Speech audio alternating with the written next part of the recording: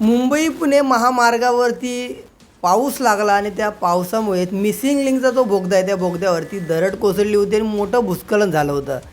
हे सर्व घडत असताना त्याच्या आधीच 2 दिवस आधी रस्त्याला खड्डेसुद्धा पडले होते. त्याचासुद्धा व्हिडिओ व्हायरल झाला होता.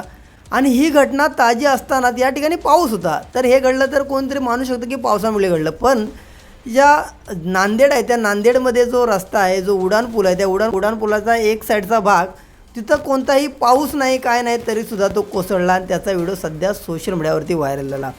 लोकांनी प्रश्नचिन्ह उपस्थित केला. आधी मिसिंग लिंक झाला आणि त्यानंतर आता हा नांदेडमधील उड्डाणपूल आहे. हा उड्डाणपूल आहे, तो उड्डाणपूल कुठं जातो? तो मार्ग आहे नागपूर तुळजापूर, हा राष्ट्रीय महामार्ग आहे. या महामार्ग जो आहे, जो कोसळलाय भाग, तो कुठं आहे? SGGS जे महाविद्यालय अभियांत्रिकी, त्या विद्यालयाच्या बाजूलाच असणारा हा रोड आहे. तिथं त्याचा तो भाग कोसळला. त्यानंतर या रस्त्याचं बांधकाम कसं झालं याच्यावरती प्रश्नचिन्ह उपस्थित करण्यात आले की खरोखरच जे काम केलं आहे त्याच्यावरती काहीतरी भ्रष्टाचार झाला आहे असं म्हणतात. आणि जो इंजिनियर होता त्या इंजिनियरने काय उत्तर दिलं आहे की तिकडं नांदेडमध्ये भूकंप झाला आणि भूकंप झाला त्याच्या आधी एक ट्रक होता, तो ट्रक त्या कटडा आहे त्या कटड्यावर आदळला, त्यामुळेच हा रस्ता पडला. तुम्ही पाहू शकता काहीही.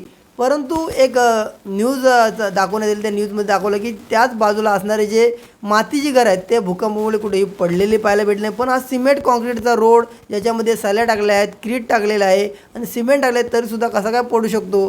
पण मातीच्या भिंती कुठं पडताना आपल्याला पाहायला भेटलं नाही. तर मित्रांनो, तुम्हीच समजून जा की कशा पद्धतीनं भ्रष्टाचार चालला आहे आपल्या महाराष्ट्रामध्ये.